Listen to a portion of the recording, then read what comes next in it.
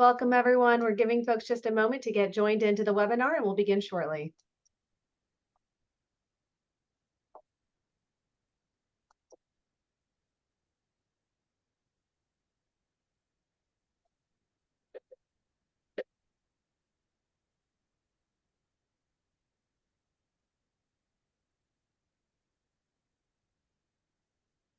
All right, it looks like a number of folks have already had an opportunity to join in, so we're going to go ahead and get started as folks continue to enter into the webinar. Welcome, everyone. My name is Patty Fiercezidis, and I serve as the Assistant Director of ADAPT. We're very excited to have you join us today to learn more about how developmental theory can inform your prevention efforts. We're really excited about this topic. It's a natural extension from the conversations we had with many of you at the 2024 HIDA Prevention Summit just a few weeks ago. For those who are unable to attend, this year's summit focused solely on school-based prevention and opportunities for community partners to support those efforts. It was an exciting event. Many people joined us in that. And if you missed it, you can observe all of the recordings on our YouTube channel. We'll post a link to that here shortly. But in thinking about school-based prevention, or community prevention for that matter, it's critically important to understand why and how preventive interventions have been designed, and they are designed to match child's developmental level. Understanding this can help guide the strategic selection of prevention interventions and also inform adaptations that may be necessary across the developmental continuum. So we're super thrilled to share this topic with you all today. Before we get started, I'll go over just a few items so that you know how to engage in today's workshop. We are using Zoom webinar for this event, so by default, your video is turned off and your sound is muted. The attendee-to-attendee chat feature has been disabled, but you are able to chat us, our hosts, with any issues that you encounter. If you experience any technical issues during the webinar or have any questions for us, please let us know. We hope that you'll engage with our presenter and ask questions by sending your thoughts, reactions, and questions through the Q&A feature. We'll have some dedicated time set aside towards the end of the webinar to address your inquiries and share your comments.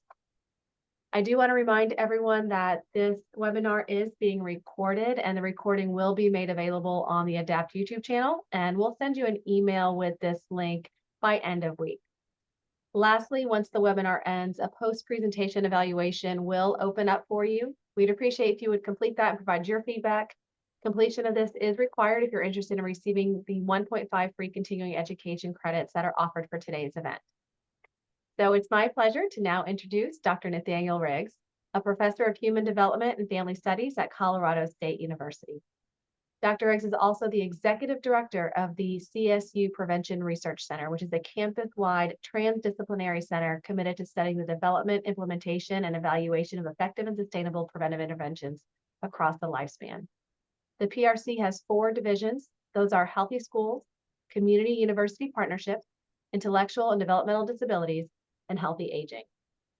Dr. Riggs' research interests include testing preventive interventions that promote youth socio-emotional development and prevent adolescent risk behaviors. A primary research interest is translating basic research in developmental neuroscience to school-based and family-focused interventions that prevent child and adolescent behavioral health problems, including substance use. He's also an engaged scholar who works alongside community partners to support the implementation of evidence-based preventive interventions. You can learn more about Dr. Riggs, including his full bio and link to the Prevention Research Center in our resource supplement, which you can find in the resources icon at the bottom of your screen. Dr. Riggs, welcome. We look forward to learning from you today. Thank you very much, Patty, and thanks for that very nice introduction. Welcome everybody today. I hope it's as beautiful of a day where you are at as it is in Fort Collins, Colorado. Sunny fall afternoon, starting to finally feel like fall. I want to really thank Patty and her team for inviting me to come talk today about a topic that I think is super important, but is not all that often discussed. And that is really, how do we power our preventive interventions with developmental theory? And this is not only important for researchers and scientists like myself who are maybe developing preventive interventions and testing interventions, but also for community partners, community prevention practitioners who are maybe trying to decide on what prevention programs or practices or policies do I want to select and then implement, and at what time. So I really want to start off. One of the indicators that I think really suggests the importance of this topic is how important developmental theory is to the Society for Prevention Research's standards of knowledge. So for those of you who may not be familiar with SPR, we are maybe the largest network of prevention scientists and practitioners in the country. And we have a document called our standards of knowledge. And so you can think about this as kind of core competencies that prevention researchers should have when they're doing their work. And it can actually generalize also to prevention practitioners who are implementing preventive interventions. And I won't go through all of the standards of knowledge, it would take forever, but all of these standards of knowledge are really grounded in 9 principles. And 3 of them, fully 1/3 of these principles, are going to be germane to our discussion today. So I hope that really hammers the message home that this is a really important topic in prevention.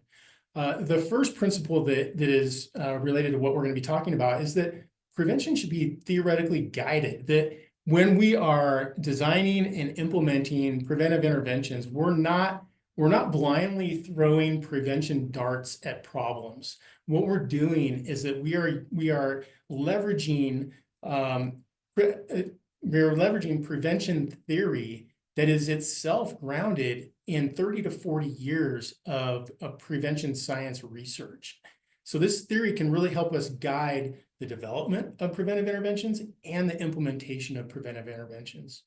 A second principle that's really, obviously you can see by the title of it, how it's relevant to today's topic, is that prevention program science and practice should be informed by lifespan development. That really, we can't fully understand behaviors that individuals are participating in this moment, in this snapshot of life, without understanding the sometimes many, many years of developmental processes that themselves are interacting with each other over time that led a person to a certain behavior. In this case, maybe substance use or something like that. So understanding that development and how that relates to behaviors is super, super important. And then third, sorry, I don't know if you can hear it, but there's a train going by my office. I'll try to ignore it. But so a third piece of this that's really, really important is that that prevention is all multi-level and contextual. That is that individuals do not develop in a vacuum. We develop within these really important social context, a social ecology, and that all of these contexts, whether they be the family context, the school context, after school context, maybe our faith, religious institutions, all of these places that we grow and develop in are going to influence that development over time. And so what you'll hear me say at least a few times today is that you can't really decouple human development and the context around individuals that they are developing in. And so when I say lifespan development, what we really mean, the more general term, is really lifespan development within context. And it's those contexts that are really primed to be context for the implementation of preventive interventions. So with that preamble, what I'd like to do today is really define what I mean by human development within context. What are we really talking about when we say that? Secondly, I'd really like to define prevention, because prevention as a science has really only been around for maybe 40 or 50 years. And it can be kind of a squishy subject topic. Sometimes, I'll be out in communities with community partners and they'll say, hey, Nate, isn't treating somebody for a substance use disorder preventing them from dying? And yes, in a sense, it is prevention, but it's really what we would call downstream prevention after a challenge, a problem, a substance use disorder has occurred. What we're really talking about today, and what I talk about when I talk about prevention, is what we refer to as upstream prevention. And these are all prevention efforts that communities can implement prior to something becoming a challenge or something becoming a problem. So we'll define that. We'll talk about that a little bit, and then we'll marry those first two topics. We'll talk about developmentally timed prevention, right? So, why is it important that we implement certain preventive interventions at certain times in life and not in others? Why is it that you can't, for example, you shouldn't implement the high school version of the Botvan Life Skills Training Program for kindergartners, right? Because those skills that those programs are targeting, are focusing on, aren't developmentally appropriate in the kindergarten years, related to the high school version of the program. So we'll talk about those three things, and then we'll finish up with a little bit of show and tell. I have some examples of really what I'm talking about, some specific examples of programs that are implemented at certain developmental periods, and I'll show you some videos of those programs. All right, so I started my academic developmental trajectory, if you will, as an undergraduate student at the University of Washington. And I was a psychology major, and I either, however naively or not, thought that if I wanted to make any kind of money with an undergraduate degree in psychology, I needed to go to graduate school in clinical psychology and then graduate there, get my PhD, and then open up a clinic, right? And which I would have been terrible at. I would have been a terrible clinician. And I was lucky enough to have people around me that recognized that and kind of pushed me in the right direction. Among those people was my undergraduate advisor, who became my PhD advisor, and then my lifelong mentor, a man by the name of Dr. Mark Greenberg, who some of you may know from his work in early social and emotional learning. He developed a evidence-based program called the PATHS curriculum, and he also now works more with teachers, with educators on their own mental health and well-being. And he sat me down one day and he said, Nate, I know you want to work with kids, and I know you want to work with kids, so that their problems don't become bigger problems later on in life, or at least maybe even reduce those problems that they're having. And he said, but what if we could prevent those things from becoming problems in the first place, and prevent the emotional consequences and the financial consequences to families, before they even become issues. And I thought, wow, that sounds like a great idea. Where do I go to school for that? And he said, well, funny you ask. I'm going to be moving next year to Penn State University. And I'm going to be joining a Department of Human Development and Family Studies. And I was like, what the heck is a Department of Human Development and Family Studies? And he said, well, you know what? It's a department where we really recognize the critical role that development plays in behavior. It's in the name of the department, human development. We really recognize that role of development throughout the lifespan, and the social context around the individuals that influence that development, including families, again, in the name of the department. So I thought, wow, that sounds like a great idea. He said, I'm also going to be starting a prevention research center up at Penn State, and where we're going to apply what we know about human development within context to prevention. It was the first center of its kind, and he said, I think you should apply. And sure enough, I did, and I went there, and it was the best decision I ever made, because this developmental, contextual, theoretical approach really resonates with me. And I really appreciated my time at Penn State. Learned a whole bunch of developmental theory that I'm going to be talking about and later on today. And then I graduated from the Prevention Research Center there and took my first academic position, not in a Human Development and Family Studies department, but in a medical school, where I taught public health theory to undergraduates. I taught the same public health theory course for 10 years twice a semester, so 20 times. And I got really familiar with this public health theory. One of the things that I noticed, though, when I got there and I started teaching these courses to undergrads was really the lack of attention, at least at the time, to development in a lot of the theories that were being taught to these undergrads. And so, you can look at the figures here. We've got two very well-known theories. We've got the theory of reasoned action and planned behavior, Fishbein and Asian, very well-known researchers in public health. We've got the social learning theory on the right by a titan in the field of psychology, Albert Bandura. But I was teaching these courses, and if you look at the theory of reasoned action and planned behavior, what you see there is that behavior, any kind of behavior, let's say substance misuse or substance use, is directly predicted by one's intention to perform that behavior, which is predicted by other mainly cognitive skills or concepts like attitudes toward that behavior, how one perceives social acceptability of that behavior, in this case, substance use, one's perceived control over whether they use substances or not, and so on.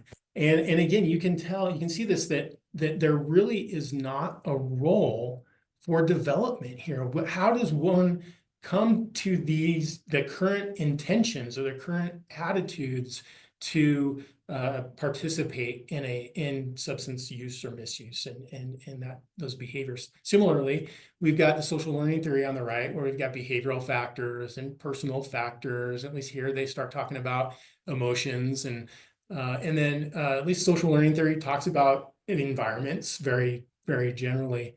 But I found myself having to add content to these courses to give those students exposure to developmental theory. And again, I'll get to what I mean by that and some developmental theories here in a little bit. So I would, at this institution, at my first academic position, I learned so much. I am forever grateful for being there and all the experiences that I got. But I really found myself itching to get back to my developmental, theoretical, and contextual roots as a professional, as a faculty member. So what I did was fast forward in those 10 years, 2012, there was an opening at Colorado State University in a human development and family studies program for a prevention scientist, and I applied and was incredibly fortunate to get this position that I think is really, this is more of a plug for HDFS departments. I think they're great hosts, great departments to have prevention research centers in, because of the common goal of understanding development and leveraging what we know about development and context to really move the dial on human behavior and promoting health and wellness while preventing future behavioral challenges from occurring. So in 2019, I was fortunate enough to be named as the director of the Colorado State University Prevention Research Center. And as you can see here, and as Patty said earlier, we really are a lifespan developmental research center, engaged research center with our community partners, where we work with our community partners from early childhood with our healthy schools work all the way into late adulthood with our healthy aging work. And then we also work not only with those two divisions, we're working mainly with people who are developing relatively typically, right? But there are also examples or instances where one's chronological age in years may not match their cognitive age or their mental age or emotional age, and maybe due to a neurogenetic disorder or an intellectual and developmental disability. And there are obviously developmental considerations that need to be made when designing and implementing programs for individuals where that's the case, and that's what we love to do at the Prevention Research Center. So, all right, so let's get to the human development and contextual theory. So when we're talking about human development within context, we're really talking about development as a multifaceted concept. We develop in many different ways in many different aspects of our lives, including health development, physical development, our behavioral development, our academic development. all of these areas of development that can interact with each other and of course progress over time. And what we hope is that this development occurs as well as possible. What we hope is that young people are thriving academically, that we have healthy mental and emotional well-being. We're happy. We have healthy peer and family relationships. That we have healthy and developmentally appropriate sexual relationships. That substance use is within a healthy range, and this can vary by developmental stage as well. So in childhood and adolescence, what we're hoping is that there's no substance use, but as adolescents get older and into emerging adulthood and into later adulthood, maybe that maybe a healthy range is moderated substance use of some kinds of substances, but not others. And then we're hoping that people are developing physically well, right? In other instances, development can occur in ways that we don't want it to. On a negative trajectory. Some young people can experience academic failure or mental health challenges like mood disorders or interpersonal problems with our friends or family. There could be, sexual violence or earlier than we want sexual initiation.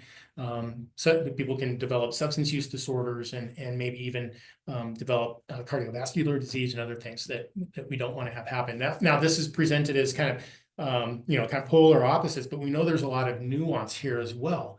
So, the up top, it's kind of like that.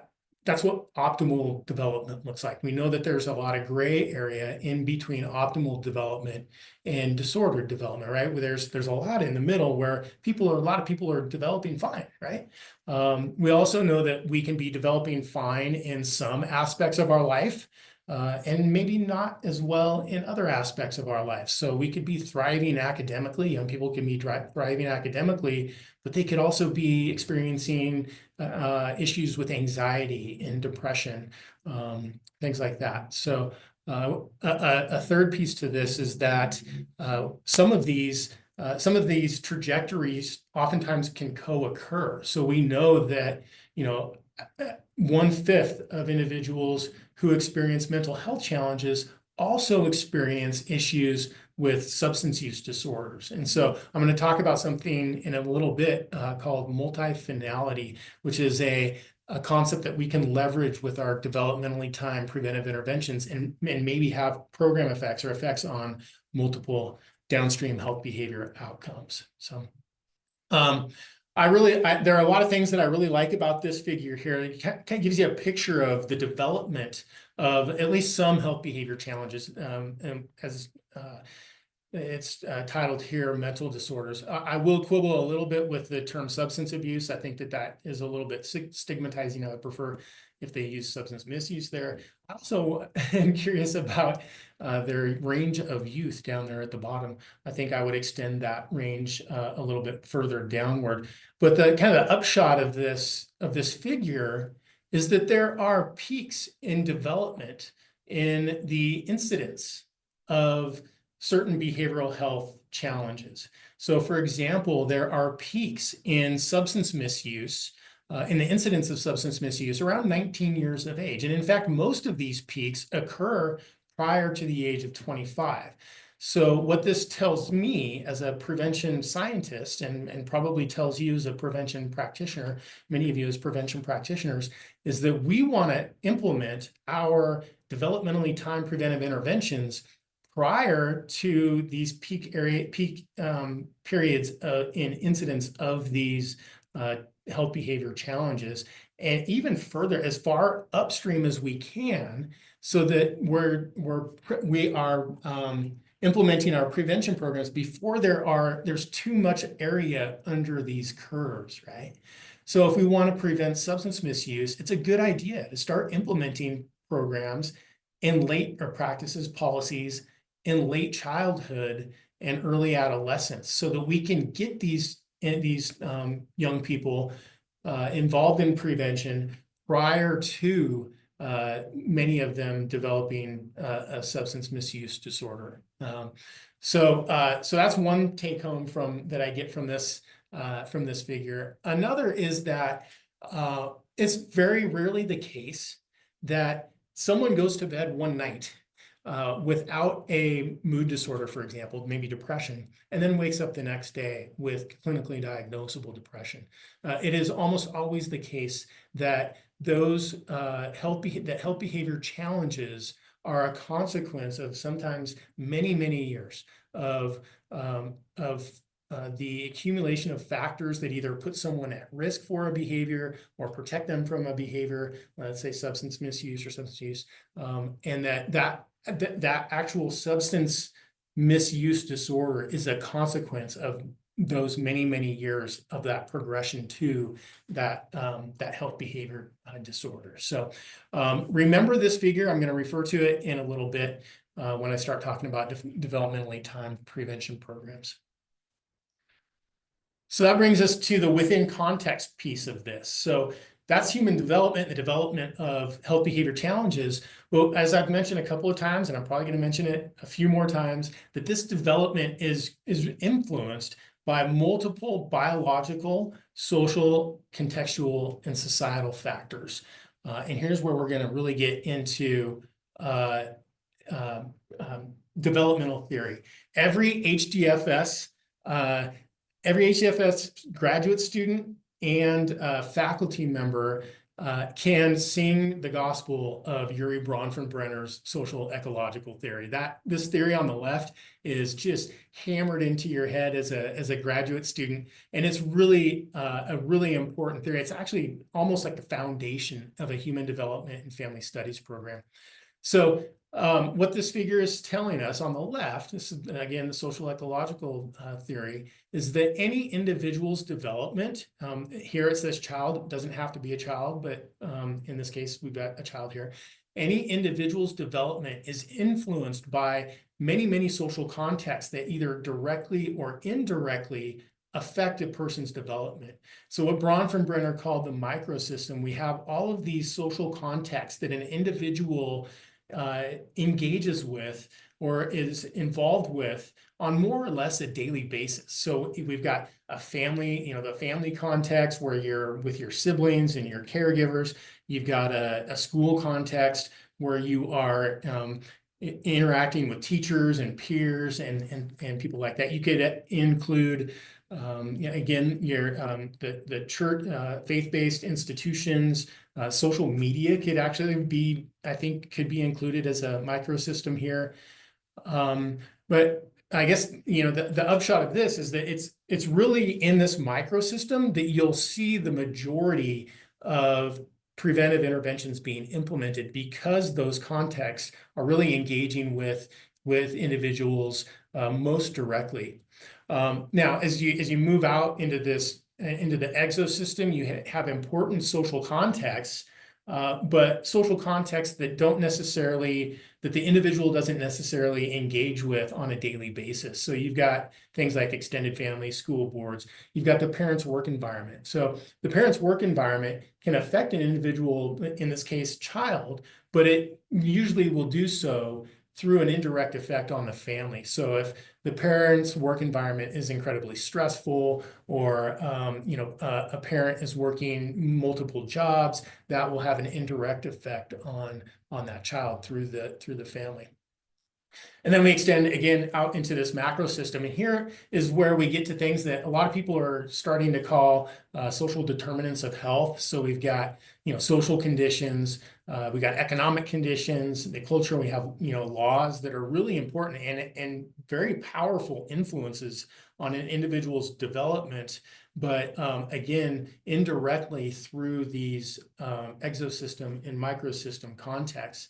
And so I mentioned earlier that most of the prevention efforts are going on in the microsystem. I will say, though, that there are a number of prevention scientists who are now engaging with state and federal legislatures so that they will enact to advocate for laws that will set the stage for these social and economic conditions that are going to be conducive to positive child and family development. And also be conducive to the successful implementation of preventive intervention. So we as a field of prevention scientists are working not only from the ground up with microsystem preventive interventions in families and schools and other social contexts. We're also working kind of from the top down and trying to affect policy. So that that was Yuri Bronfenbrenner's initial social ecological theory, and then he and others like Arnold Samaroff and Rich Lerner and other really great brilliant minds really started to think about this developmentally and how not only the individual develops over time, but so does that social ecology around that individual evolves over time, and they interact with each other in a developmental way. So that is developmental theory in a nutshell. What I'd like to do now is to transition into what is prevention. And so what I'd like to do now is I commissioned a graduate student to create a video that describes prevention, and he did a wonderful job. So I'd love to show this video right now, but I think he had a little bit too much fun with turning me into an avatar of myself. And so this is Avatar Nate describing what prevention science is.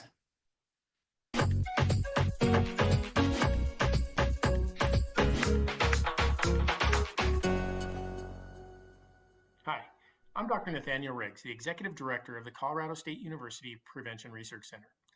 Today, I'm here to help you answer the question, what is prevention science?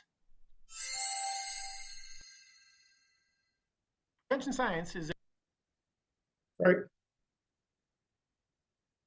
a relatively new field that has its roots in several other established scientific fields, including epidemiology, public health, psychology, developmental sciences, and neurobiology. Leveraging advances in each of those fields over the past 50 years, prevention scientists have identified several individual, peer, family, and community-level predictors of future behavioral and mental health problems. We call some of these predictors risk factors. These are biological, psychological, family, community, or societal level factors that are associated with a greater likelihood of negative outcomes. Among the many examples of risk factors are poor self-regulation, exposure to family violence, low community resources, and structural racism. Protective factors are characteristics that reduce the impact of risk factors. Examples of protective factors include communication skills, strong peer relationships, family engagement, and community norms favorable to healthy development. Prevention scientists use what we know about risk and protective factors to create programs, practices, and policies that promote healthy development and prevent negative health outcomes. What we found is that by reducing risk, fostering youth development, supporting family resilience, and strengthening communities, prevention can reduce the incidence of nicotine, alcohol, cannabis, opioid, and other drug misuse, decrease mental and behavioral health problems like violence and depression, and avert academic failure, among many other outcomes. Why does prevention matter? First, prevention matters because it saves lives. The past 30 years have experienced an explosion in the number of research-proven prevention programs that can be implemented for youth and families in several community contexts. Registries of proven effective prevention programs, including Blueprints for Healthy Youth Development, What Works Clearinghouse, and the Office of Juvenile Justice's Model Programs Guide, allow communities to search and select evidence-based programs that are the best fit for their community's unique context and culture. Second, not only does prevention save lives, but it is also cost-effective. An ounce of prevention is truly worth a pound of cure. For example, for every dollar spent on Botvin's Life Skills Training program, $13.49 are returned to the community in the form of future labor market earnings and healthcare costs. Third, prevention is the only behavioral health approach that can keep new cases of negative health outcomes from occurring. Without prevention, communities will continuously be forced to react to the overwhelming demand for behavioral and mental health services. Prevention allows communities to be proactive and prevent problems before they occur. In summary, prevention focuses on the upstream factors that affect multiple downstream health behavior problems. Implementing prevention programs saves both lives and money. It is therefore a necessary and powerful tool for promoting the health of youth, families, and communities.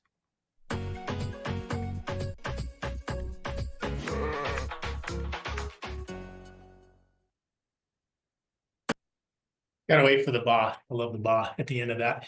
All right, so that's prevention in a nutshell. Many of you are really familiar with that, of course. You know, and if you're interested in using that video at any time, feel free to find our Prevention Research Center YouTube channel and share widely. Okay, so lots of hearts and thumbs up. I like that. I'll communicate that to Jonathan, our graduate student. Okay, so one of the challenges that we have with prevention is that it can be hard to define, right? And so in different community sectors, think about prevention in different, or talk about prevention in different ways. So what we tried to do here at the PRC was to do a crosswalk in how of prevention terminology. And so if you're a prevention scientist like myself, we tend to use the Institute of Medicine's behavioral health wheel here, where you've got all the way on the left, you've got promotion, which are kind of media campaigns and public health campaigns. You have a universal preventive interventions, and these are preventive interventions that can be implemented widely to all youth, typically developing youth, in addition to youth who may need a little bit of extra support. But in short, they can be implemented to everybody, regardless of risk level. Then we get into selective prevention, where we've got programs, practices, policies that can be implemented for individuals who, they're not yet demonstrating any kind of concerning behaviors or problem behaviors, but for whatever reasons, they might be at risk for poor developmental outcomes. And so I'm going to show you an example of one of those programs, a nurse home visiting program that would be considered as a selective preventive intervention. And then we get into indicated prevention. It kind of straddles the line between prevention and treatment. Here, we're implementing programs or practices or policies for individuals who are starting to demonstrate maybe they've been caught at school once vaping or with other substances, and you want to give them a really maybe a more targeted prevention approach to keep them from to prevent them from developing into a substance use disorder, nicotine dependence, something like that. So that's the prevention sciencey IOM model. Others out there in the audience, I'm sure those of you who are in the public health sphere are familiar with the CDC's primary, secondary, tertiary prevention.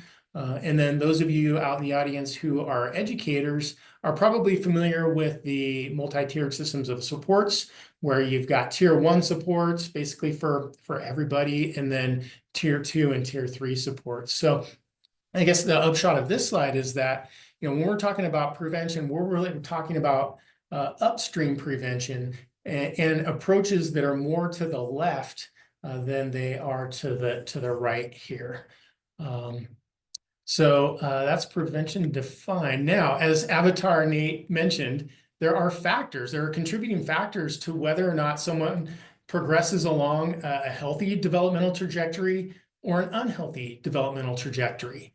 And two of these types, general domains of characteristics of factors, are risk factors and protective factors. And so, risk factors are any attribute, any kind of characteristic or exposure or a process that increases the likelihood that one will develop an unwanted developmental outcome, a disease, an injury, a mental health condition, a substance use disorder. Now, conversely, there are also factors that can protect us from the effect of these risk factors, and we call these protective factors. So protective factors being any attribute, characteristic, exposure, or process that protects or buffers against the effects of risk and protective factors. So what we've done Okay.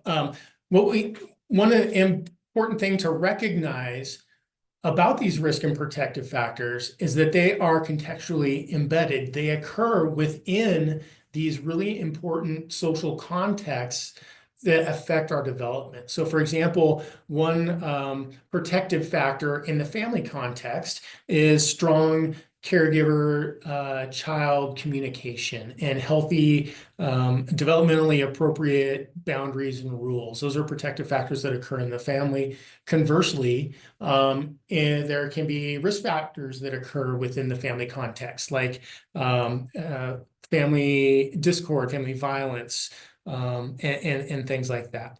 And so what we want to do from a prevention perspective is to identify where the risk and protective factors are within a community's social context and implement preventive interventions accordingly. And it's really best practice to use community level data. You can use community level data to guide where and when you want to implement prevention programs and practices and policies. And not only community level data, but also community voice, asking community stakeholders really, where do you see the challenges within your community? And then let's select and implement preventive interventions that are specific to our community's what we call risk and protective profile. So that's an approach that if you're a member of a CTC Communities That Care Coalition, you're probably very familiar with how that works. Another really important thing to know about risk and protective factors is that they can differ across different developmental periods. Some risk and protective factors are common across, two or more developmental periods, right?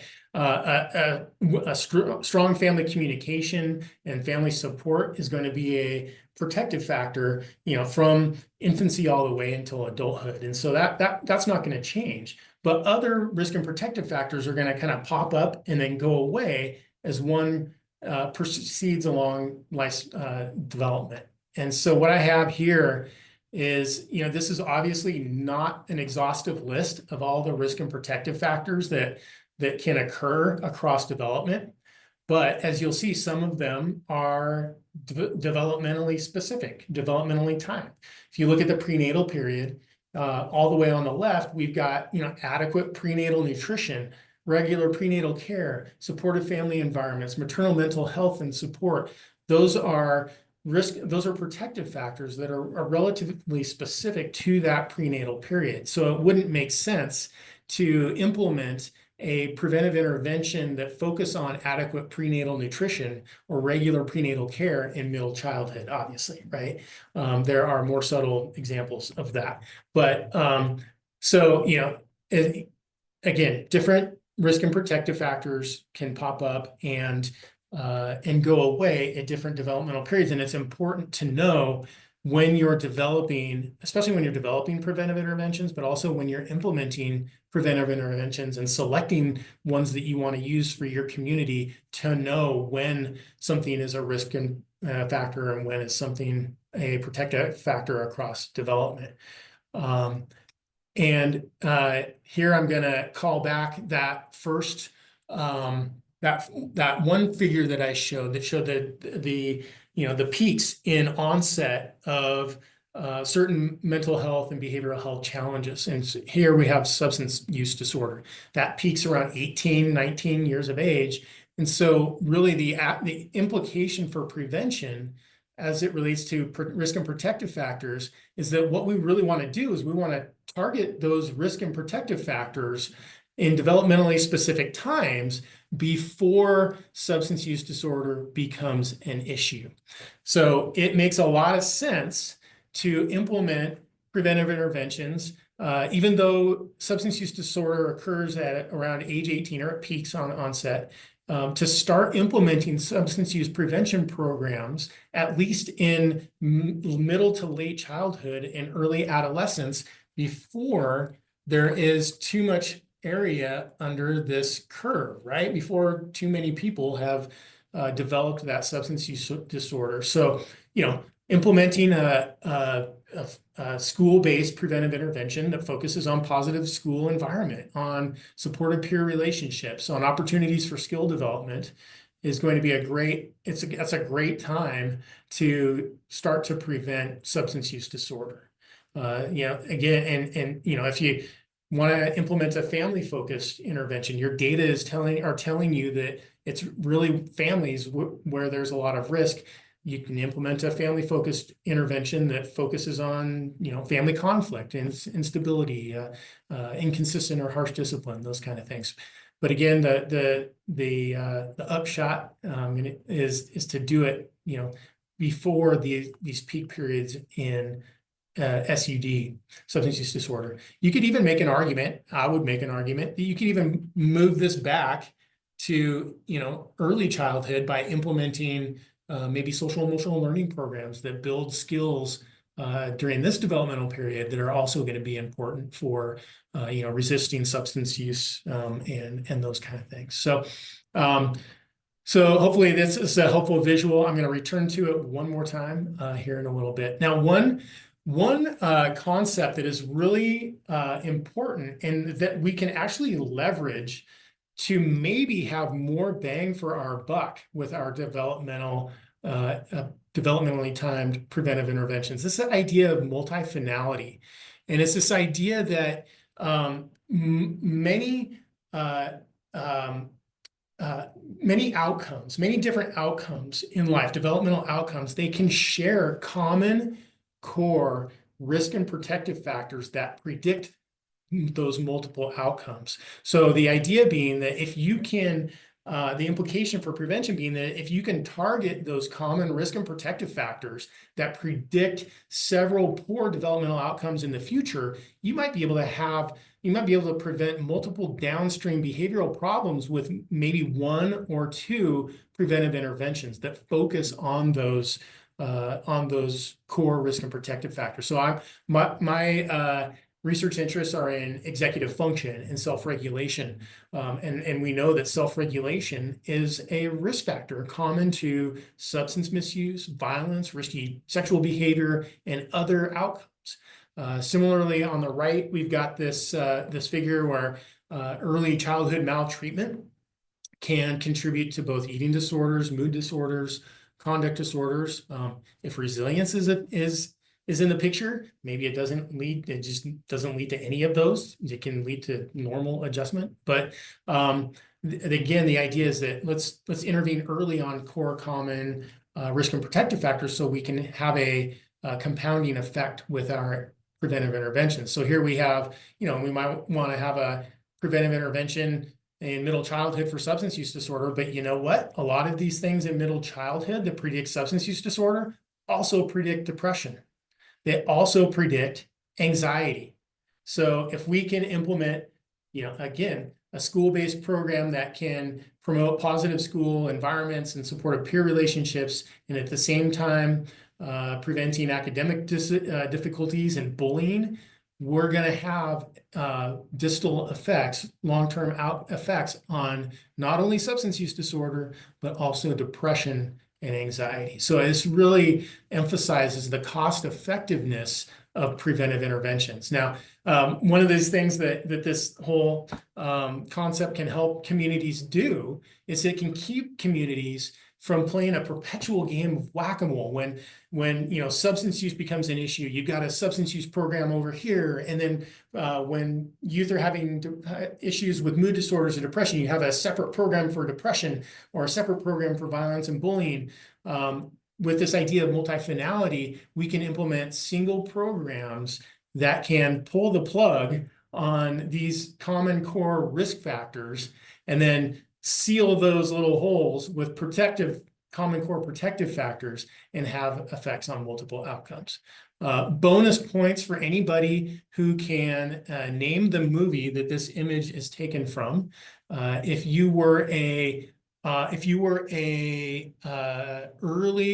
late childhood in development and your parents let you watch developmentally inappropriate movies, you might be like me and know which movie this is coming from. It comes from the movie Airplane.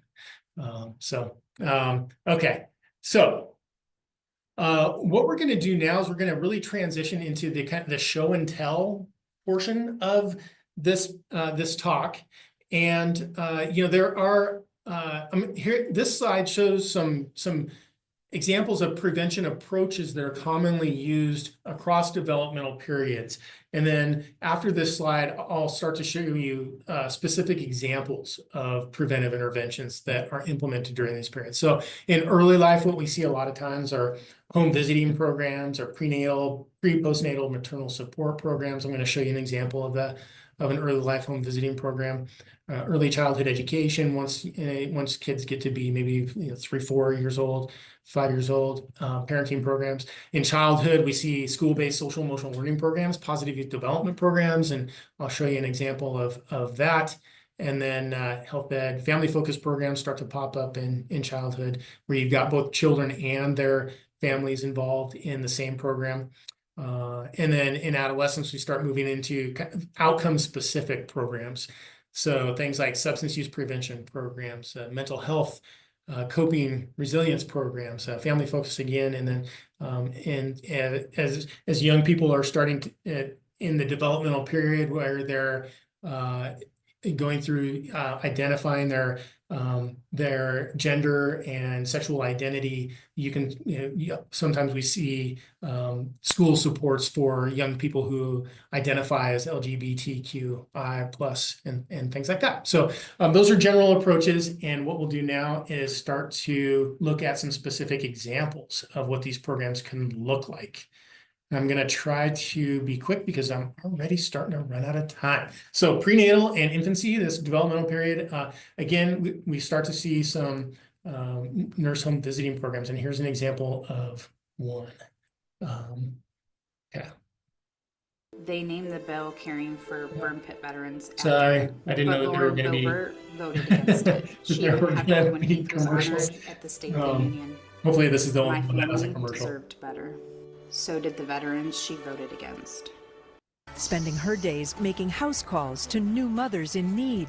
Yeah, today it's our series highlighting positive stories and people who are working hard to make a difference. Yeah, and this morning, a unique national program that's getting resources to rural areas where they are badly needed. And there's one young mother who credits it with saving her life. Yeah, NBC senior national correspondent Kate Snow has the story. Hi, good morning. Hi, nice to bring you a little good news this morning on such a hard day. You've probably heard of a house call, right? Remember that, when a doctor would actually come to your home and treat you? Well, this program is a similar idea, bringing nurses and other types of clinicians directly to new mothers in need. In a country with some of the best doctors in the world, new mothers sometimes struggle to find care for themselves and their babies.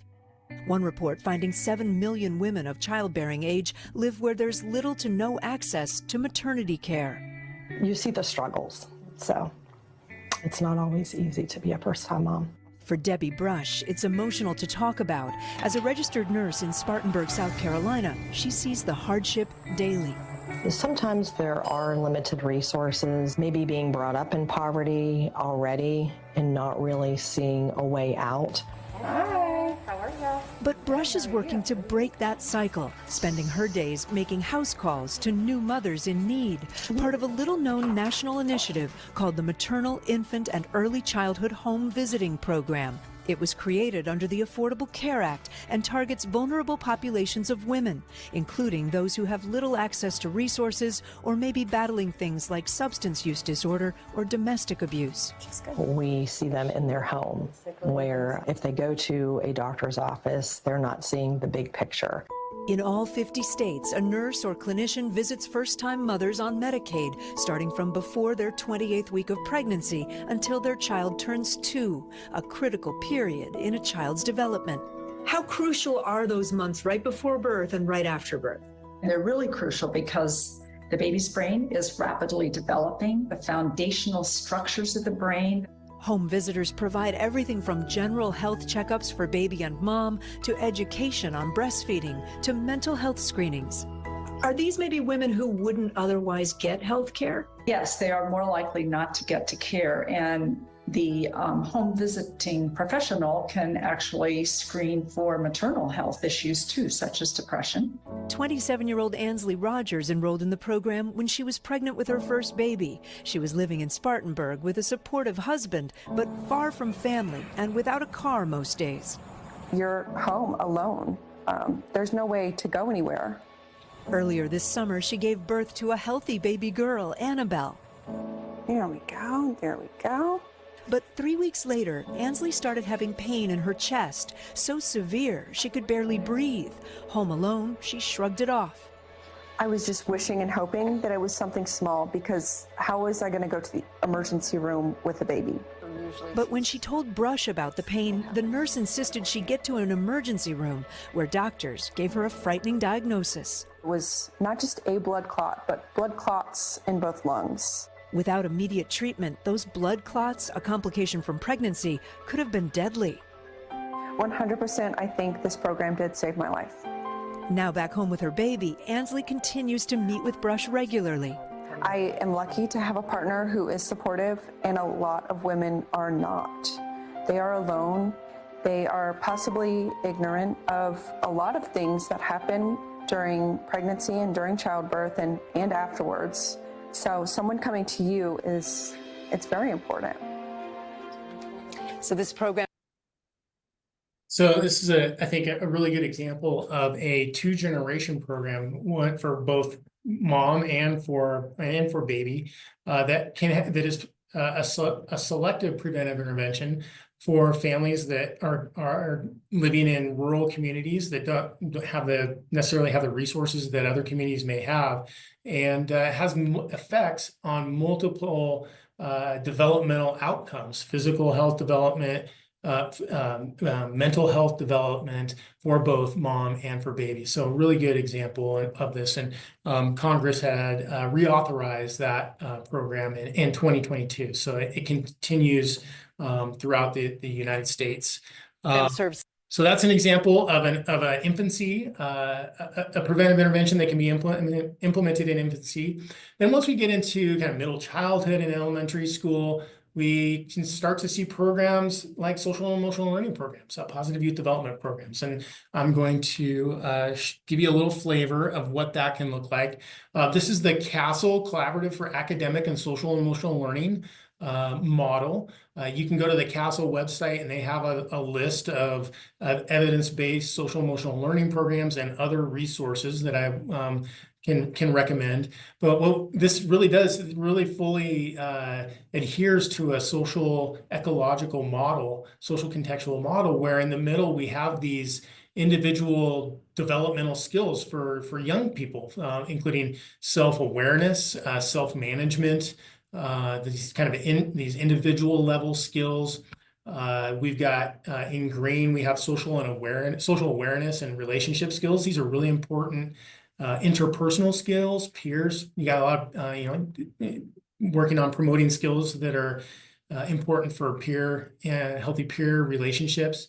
And then we have responsible decision making, where this is making healthy decisions when you're oftentimes in the company of your peers. And so those are the individual skills. And then really, these skills are supported by social emotional learning curriculum and instruction within classrooms, school-wide prevention practices and policies that are implemented at the school level. And then it also includes home and family community partnerships. So I really like this. This is the work that I started my career on, and I have a real soft spot for social emotional learning programs. And here's an example, of what there. School should be where everyone feels comfortable, and everyone should know that everyone's unique and you don't have to be perfect. SEL is really about the holistic development of young people. Social emotional learning to me provides students with purpose. SEL was a great foundation and catalyst for me. It taught me to value education and value human connection. Social and emotional learning is the process by which children grow and develop their emotional lives and their relationships. Well, social emotional learning gives the space where people can actually look at students as more than just numbers on a standardized test. We give people the space to explore who they are as people, to look at their identity, to recognize how important relationships are, and what it means to be a successful human, not just a successful student. In my classroom, they are able to share the things that are personal to them. They're able to celebrate one another's differences. They're inclusive of each other despite what race, socioeconomic, or gender they're from. SEL promotes academic achievement in effective ways, raising test scores 11 percentile points. It reduces anxiety and distress as well. So it improves pro-social behavior and how kids get along and attend in the classroom. SEL is rocket fuel.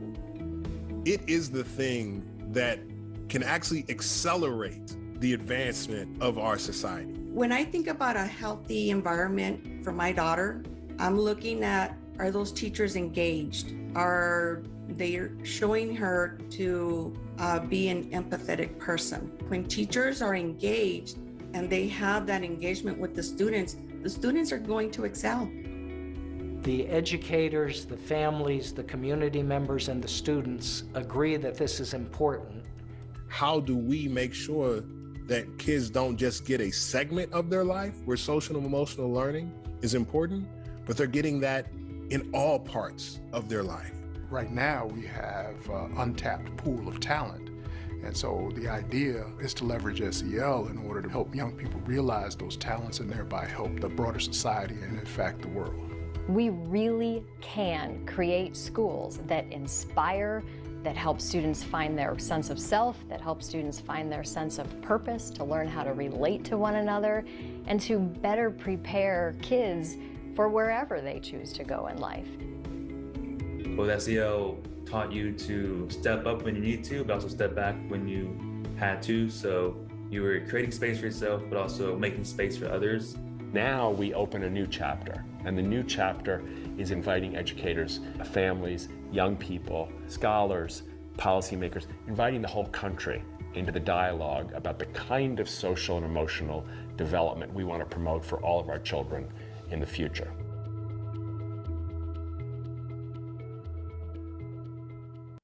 All right.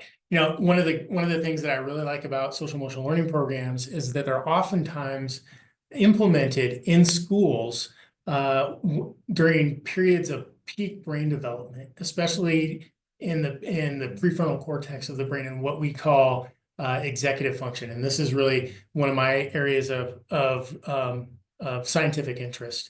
And I think when I started in this field around 20, 25 years ago, if I asked an audience how many people here have heard about executive function, an audience of 100, maybe 4 or 5 would have raised their hand. Now, executive function is more and more a household name, and what executive function is really people refer to it as the brain CEO or air traffic controller. It's really the part of the brain, the prefrontal cortex, is that it really organizes thought and behavior and helps young people make healthy decisions. And so there are these, neurocognitive processes involved in self-regulation, problem solving, and goal-directed behavior, things that are almost like word for word what social and emotional learning skills are. And so, some examples of executive function skills are inhibitory control, attentional control, or what we can call set shifting, working memory planning, these kind of things.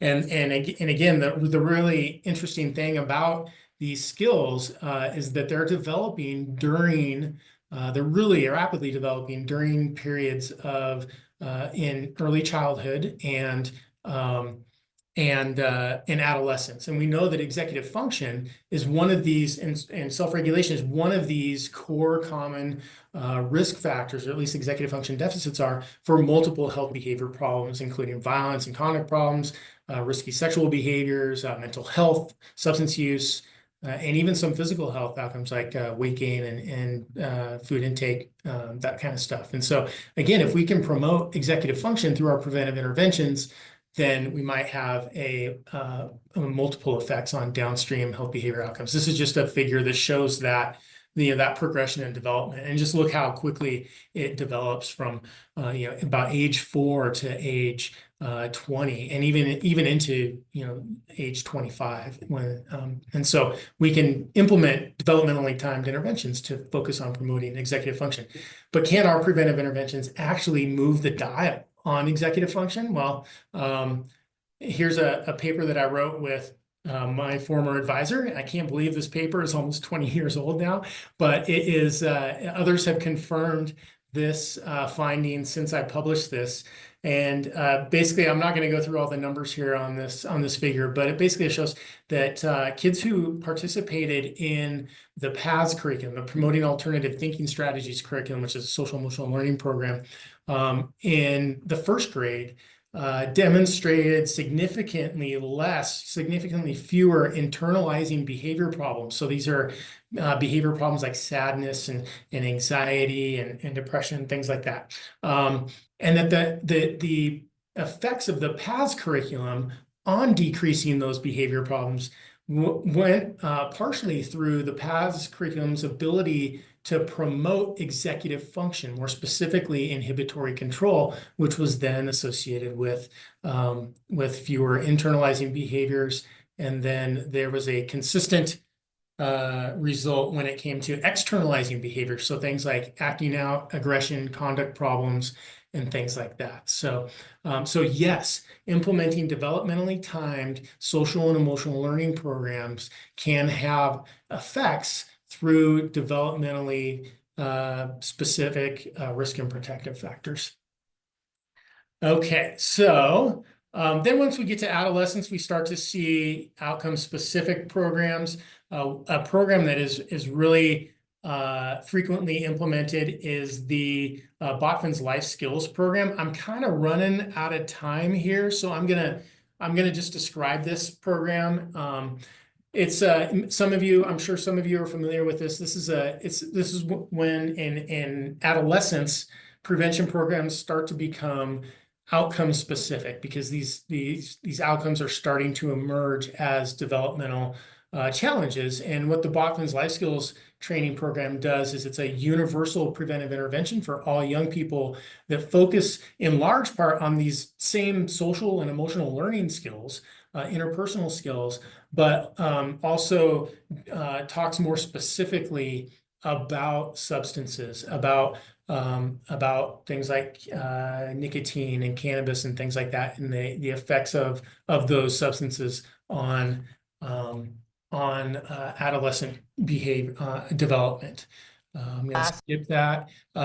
So not all preventive interventions are implemented in the school context. They can also be implemented in the family context. And so here's an example of a program that is so developmentally timed that the developmental period in which this program is evidence-based is actually in the title of the program. So this is the Strengthening Families Program for parents and youth, parents and youth 10 to 14 years of age. So this program is specific to that developmental window between 10 and 14.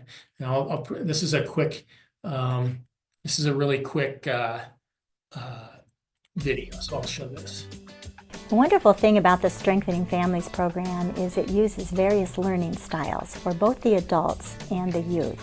The adult portion is video-based, but there are many activities that discuss concepts and also bring the caregivers up front to do little activities to move them about the room and get them more connected.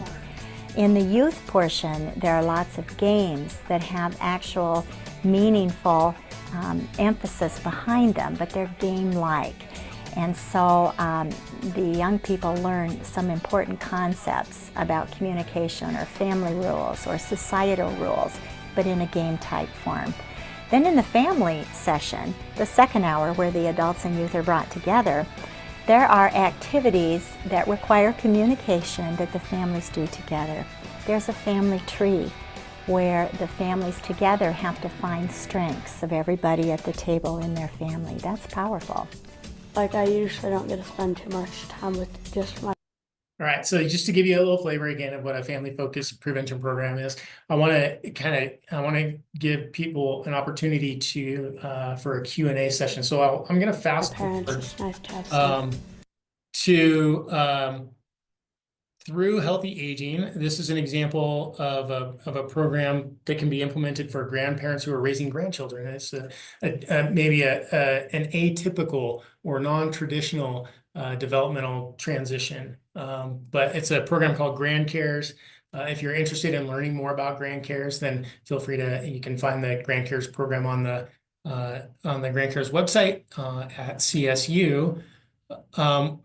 Now, one of the things that we haven't talked too much about is that when we're developing preventive interventions for young people where their chronological age may not match their developmental age, we need to do the basic research to identify how to develop and implement those types of programs. And so here's an example of some work that's going on at CSU in our Intellectual and Developmental Disabilities division around preventive interventions for young people with neurogenetic conditions.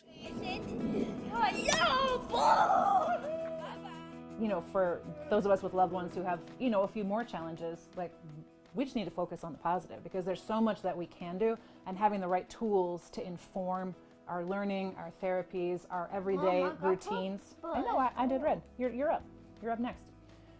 Makes everything more impactful, and it makes the potential skyrocket.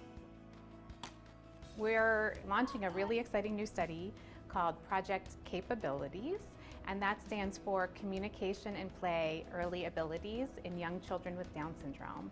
And this is one of the very first large-scale multi-site studies. So it's a bunch of different teams across the US working together to study a group of very young children with Down syndrome throughout their earliest childhood years, to understand a lot more about how early development unfolds, and for us to be able to help providers and families plan interventions in the most effective ways, a lot more specifically than they're able to do right now. You know, whether it be games that you can play early on to improve executive functioning and cognitive development or speech development, those are huge things. And it also helps parents to feel empowered in a world where something suddenly came into your life that you weren't expecting, that you don't know about, and that you feel really powerless in. When a child is born with a neurogenetic condition like Down syndrome, oftentimes the first questions that families have is, how can we support our child in the best possible ways? And early development is a really important window of opportunity, especially the first 3 or 4 years of life, for us to plan and for us to work together to strengthen early foundations, to help a child gain skills and be able to navigate their daily lives in increasingly more independent ways. Down syndrome is one of the least researched genetic conditions, and to know that we're helping to make a difference in that is huge.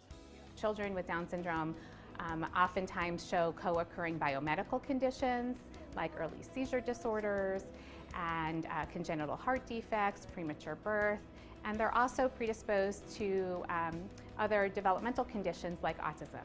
And so this study is going to help us understand how all of those different factors interplay with one another.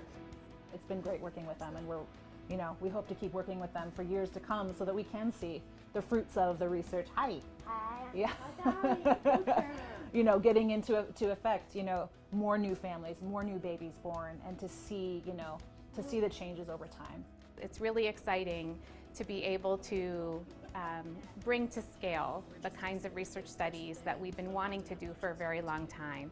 And now with new resources that are available from federal funders like the National Institutes of Health, we're really able to move the science forward in a way that we know will have a direct impact on the families and the communities that we aim to serve and to support in our work.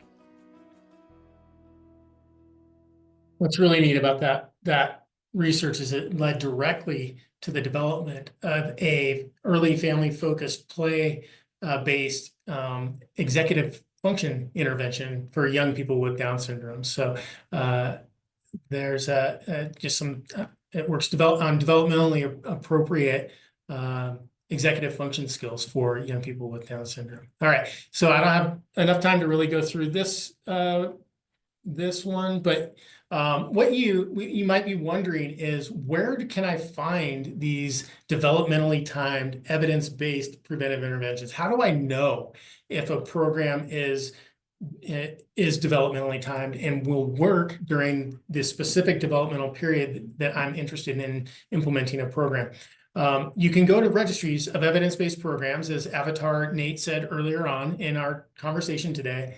And the Blueprints registry makes it really easy to target or to search for evidence-based preventive interventions by developmental stage. So you can go to the Blueprints for Healthy Youth Development website, and you can go to this the search bar over here, and you can search by what age the preventive intervention has been demonstrated to be effective for. So I encourage you all to take a look at Blueprints and any other registries of evidence-based programs to identify programs that are going to work for you in your community, in your community's culture and context, that are going to work at the specific developmental periods that you're interested in intervening with.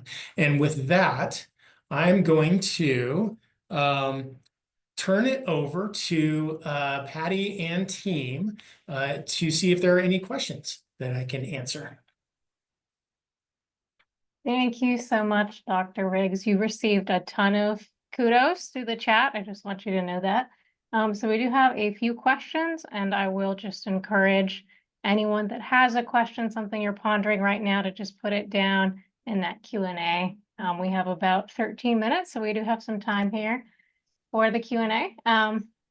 Okay, so for the first question we have is, do you have any guidance on how you might adapt or change fentanyl education when we're looking within school settings? So how might that look different if we're talking elementary versus like a middle school versus a high school? Yeah, that's a good question. Those types of public health messages, they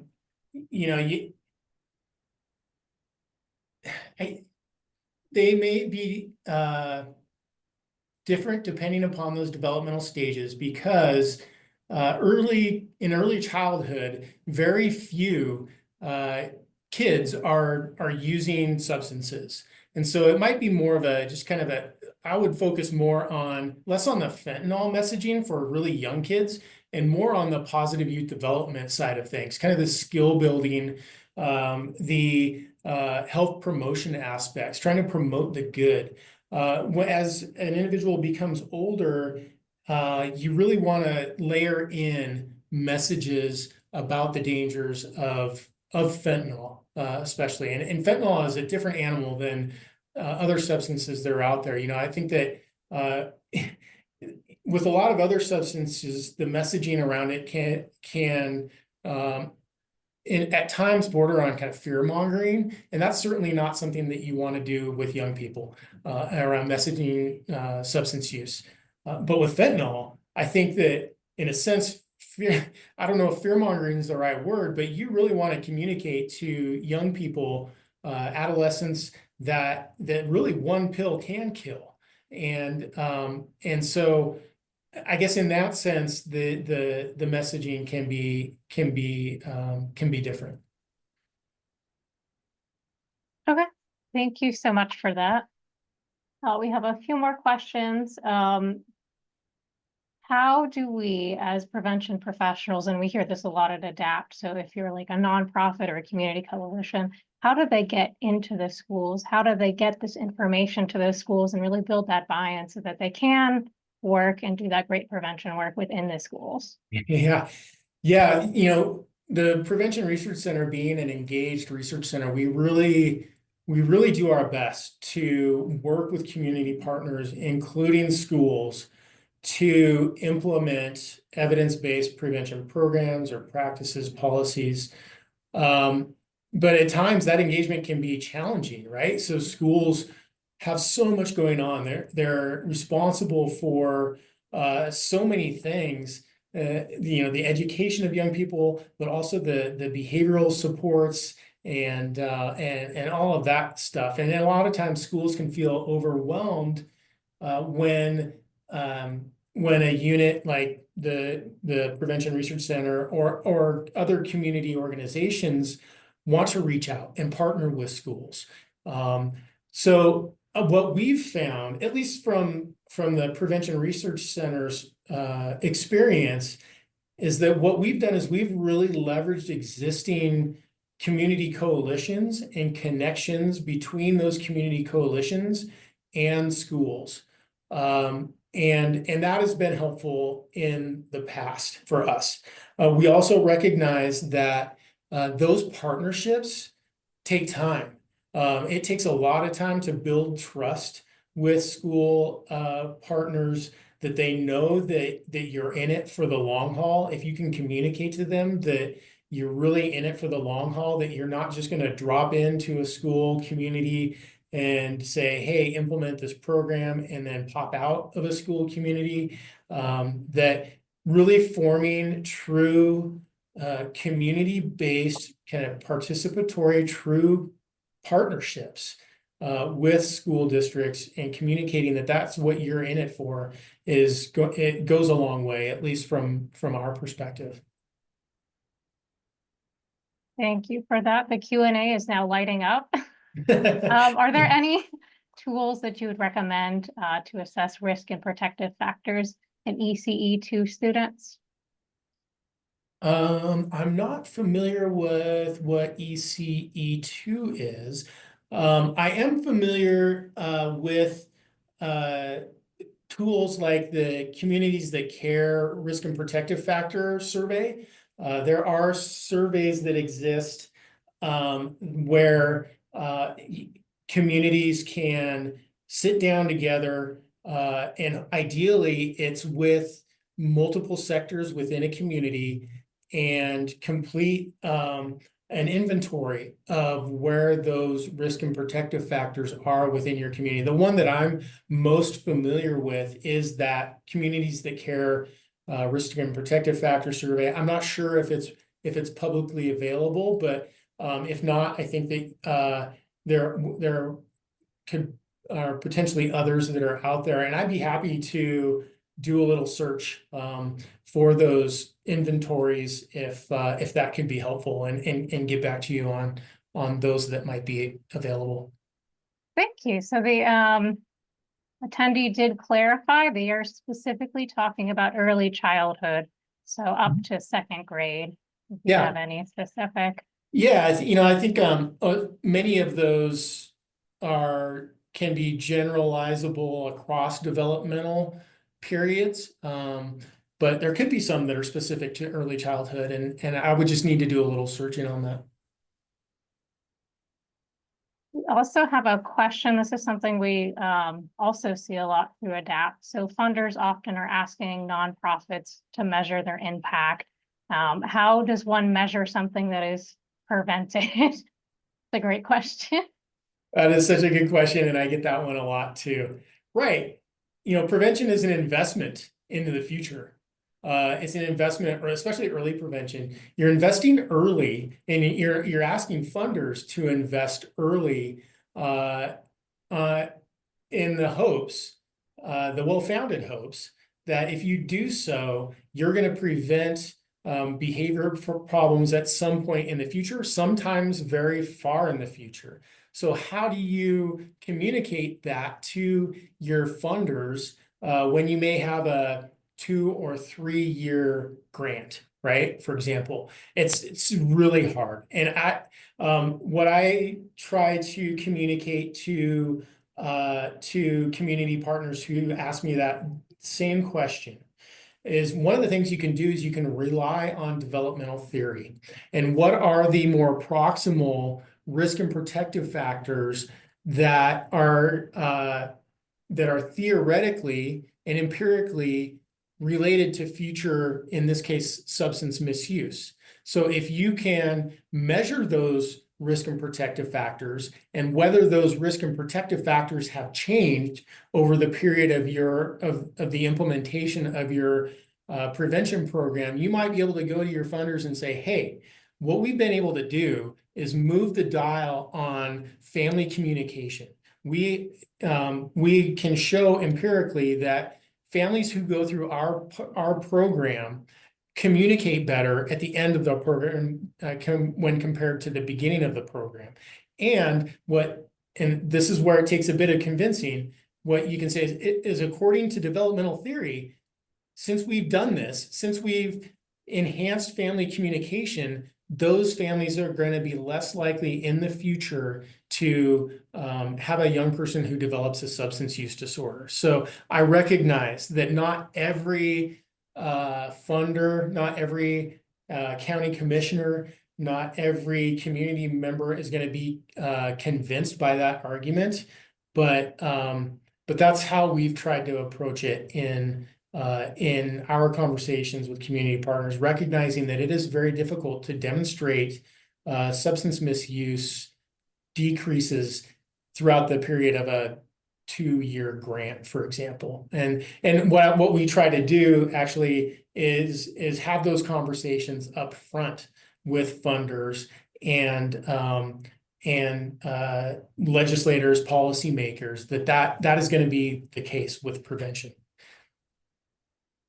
Great, thank you so much for that. So we have a variety of questions that I think are just looking for if you have any resources or research regarding prevention and protective factors across a diverse range of cultural backgrounds, so tribal communities, Latino communities. Have you engaged with, for example, children of military members? So all these different diverse backgrounds. Yeah, we are just starting to engage with the Department of Defense, and some of you may know that the Department of Defense has really bought into prevention. They are building up, they're scaling up a prevention workforce because they recognize that the mental and physical health of their military is really important to kind of things like force readiness and those kind of things. I guess more broadly, there are many different prevention delivery systems, if you will.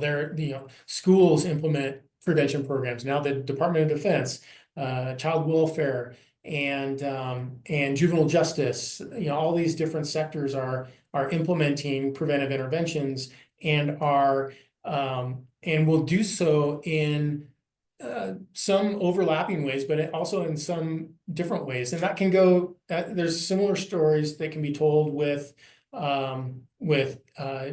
people from different cultures, people from different sexual identities, gender identities, and things like that. And so what we're doing at the Prevention Research Center is we are building up our library of research to practice tools that we have on our website, where we have guidance on how communities can adapt and implement preventive interventions for different cultural backgrounds and different cultural contexts, including immigrant and migrant communities, LGBTQI communities. And so if you are interested, you can go to our Prevention Research Center website.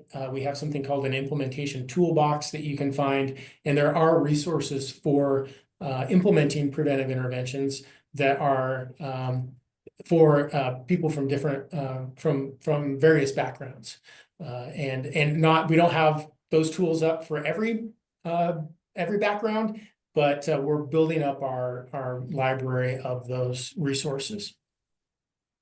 Okay, great. Thank you. So we're almost at time, but I want to just ask one more question because it's a really good one. So what have been your most successful techniques or strategies for improving the public's perception of the need for increased primary prevention in the general public? Yeah. My most successful strategy, I think, is to never say no to opportunities like this, to always say yes and talk about prevention. I love talking about prevention, if you couldn't tell. And so what I really try to communicate, especially with community partners, is that we are here at the Prevention Research Center to work alongside you. We're not here to work as the academic experts. Yeah, we're experts in the theory, we're experts in the science, but you all are experts in what's going on in your own communities. So we are here to truly partner with you and work alongside you. And we're not the evidence-based program police, right? We're not the implementation fidelity police. We're here to say, hey, if it's possible, implement evidence-based preventive interventions. If not, we'll work with you to figure out ways to evaluate your program to ensure that it's working, or at least tell if it's working or not. We're not here to tell you you have to implement programs with 100% fidelity, because that's not possible in 90% of the cases. What is possible is that you implement it with whatever fidelity you can implement it with, and we'll work with you on identifying best practices for adapting programs, not if, but when those programs need to be adapted to fit your community's unique context and culture. So I think coming to partnerships like this and speaking engagements like this from a position of collaboration and humility, it really opens the doors for people to want to partner with academics. Thank you so much for your encouraging words. Of course. Thank you for having me. I really enjoyed this. This is really fun, and I hope helpful and useful for folks in the audience. We thank you so much. You've gotten some rave reviews and comments we'll share with you after the webinar. Thank you, Megan, as well, for facilitating the Q&A, and for everyone for attending the webinar and participating in this today. So we do ask you to please take 1 to 2 minutes, give us feedback on today's webinar. We truly do use your experiences to inform our future events. It could be that something that Dr. Riggs said spurred some interest in learning a little bit more about something in particular. So you will see that feedback opportunity once we end the webinar. Please do complete that survey if you are interested in receiving the continuing education credits for today's event, and you can expect to get those certificates sometime next week. We'll also follow up by email by end of week with a link to view a recording of today's webinar. And on behalf of the ADAPT team and our presenters, we want to thank you for joining us today and wish you a wonderful rest of your day. Thank you all.